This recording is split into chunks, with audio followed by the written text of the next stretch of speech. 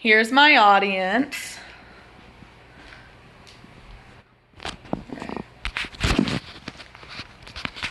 A nonviolent soldier of freedom will covet nothing for himself. He fights only for the freedom of his country. These wise words were echoed across Mumbai as Mahatma Gandhi gave his speech that called Indians to action to fight the British and gain their independence. This speech, called Quit India, was a pivotal moment in the Indians gaining their independence from the British. Let's discuss the speaker, Mahatma Gandhi's background. He was born Mohandas Karachand Gandhi on October 2nd, 1869, to his parents Putulambai and Karachand Gandhi. He then went to train in law in Inner Temple in London. After he trained in law, he then moved to India to start his own law firm.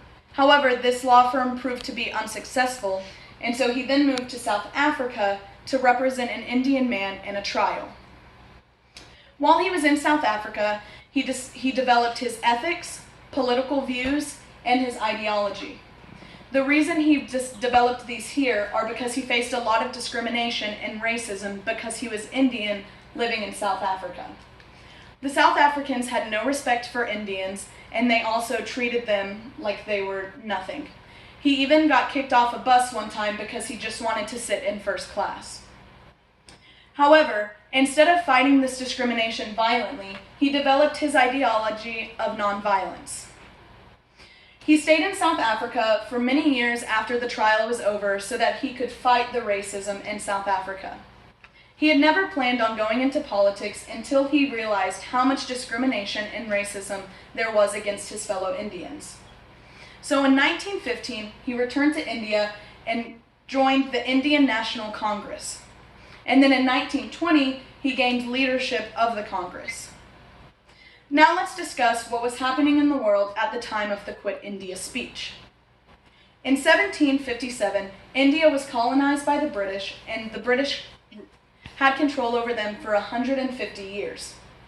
When World War II happened, Gandhi promoted that no Indians should fight in this war.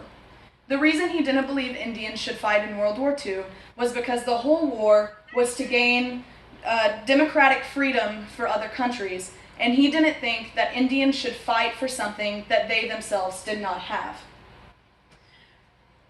However, all of his fellow Indians ignored his pleas, and they fought in the war anyway.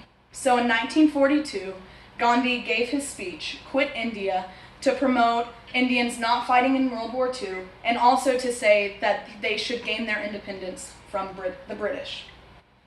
Gandhi's speech, Quit India, was a catalyst for change. The whole speech was about India gaining independence from the British and also to protest India's involvement in World War II.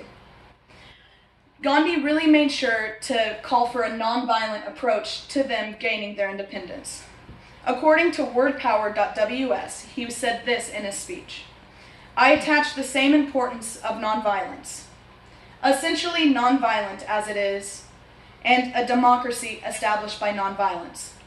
So as you can see, Gandhi was very passionate about gaining their independence through nonviolence. The whole point of his speech was to promote gaining a better India and also gaining more respect both from inside the country and outside. Gandhi also utilized a lot of figurative language in his speech. One example is when he says, "I may not harbor hatred against anybody. This is a form of alliteration." Also in his speech, Gandhi pushed for Indians to join his cause.